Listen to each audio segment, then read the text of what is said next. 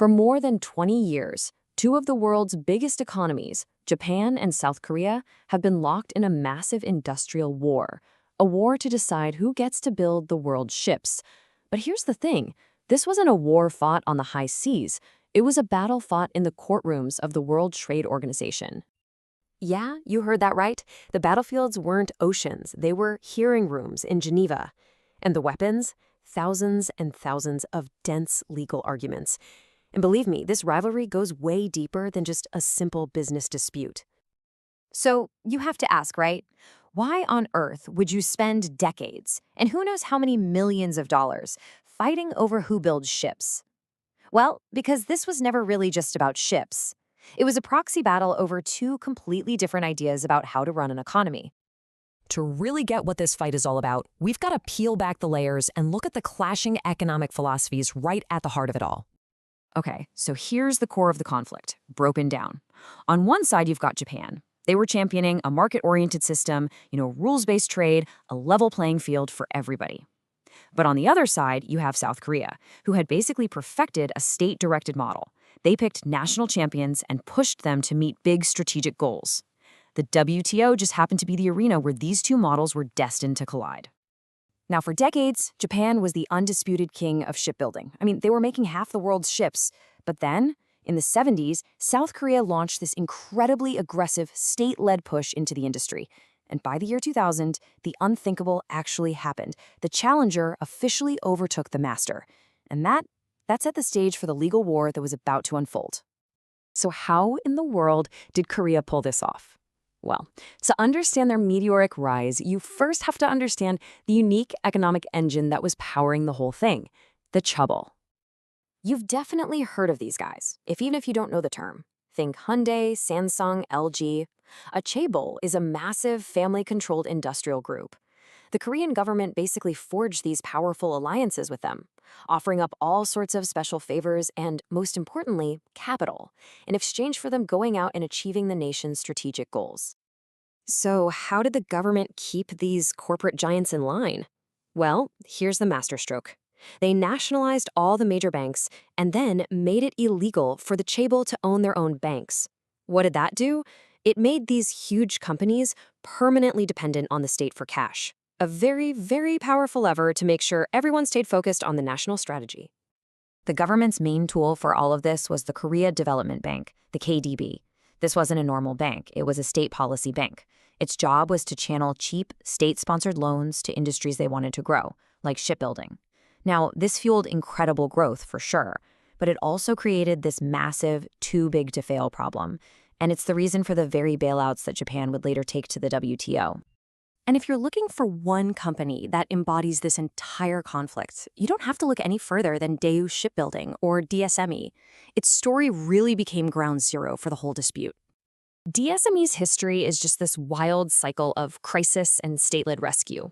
After its parent company collapsed back in '99, it needed a massive bailout in 2015. And then another one, an even bigger one, in 2017, just to stay afloat.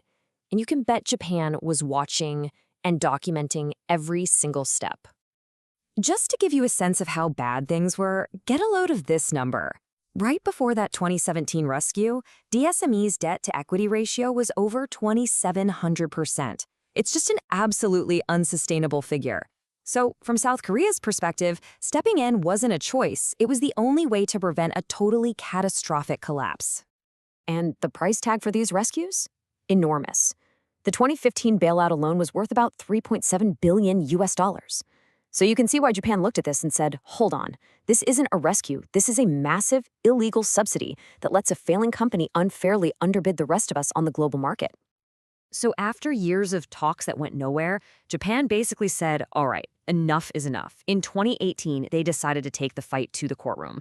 They formally filed a dispute at the World Trade Organization, and just like that, this industrial rivalry became a full-blown legal war.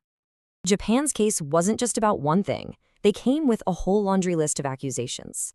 They pointed to the bailouts, obviously, but also to the cheap, below-market rate loans, unfair insurance terms for ship orders, and even state-backed funds that were created specifically to help companies buy Korean-made ships. Now, this is where things get really legally complicated. Japan couldn't just say they got a subsidy. They had to prove these were what's called de facto export subsidies. That means they had to convince the WTO panel that the only plausible reason Korea was pouring billions into a failing shipyard was to help that company win export orders. And let me tell you, that is an incredibly high legal bar to clear. So the whole legal clash really boils down to this. Japan was arguing the bailouts were illegal subsidies designed to distort the market.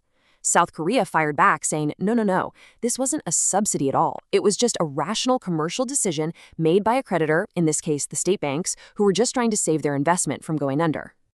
And you have to admit, Korea's defense was pretty brilliant. They managed to blur the line between government aid and a standard private sector financial workout. It turned this trade dispute into a super complex debate about high finance and risk assessment, and that created just enough reasonable doubt to really challenge Japan's main arguments. So, after all the years of legal battles, all the thousands of pages of arguments, who actually won? Well, the answer is way more complicated and honestly a lot more surprising than you might think. The official verdict was, well, it was basically a draw, a legal stalemate. That incredibly high burden of proof was just too much for Japan to overcome. They failed to land that decisive knockout blow they were looking for. But here's the thing. That's not even the biggest twist in the story. The bigger twist is that the whole system, the WTO itself, is kind of broken. See, since 2019, its highest court, its Supreme Court basically, has been non-functional. This has created a loophole where any country that loses a case can just appeal the ruling into the void or get stuck forever. So this case is now trapped in a permanent legal limbo because the system itself is paralyzed. And here it is, the final, incredible, ironic punchline to this whole saga. While Japan and South Korea were locked in their 20-year legal war, a third player was quietly and very effectively taking over the entire game. In 2000, China had just 5% of the market. Today, over 53%. The fight between the two giants just ended up weakening them both, and it let a new power completely take the crown. Which leaves us all with a final and pretty crucial question. The whole Japan-Korea fight shows us exactly what happens when the old rules of global trade start to break down. It makes you wonder, in a world where the rulebook is in tatters and the referee has pretty much left the building, who gets to write the next chapter?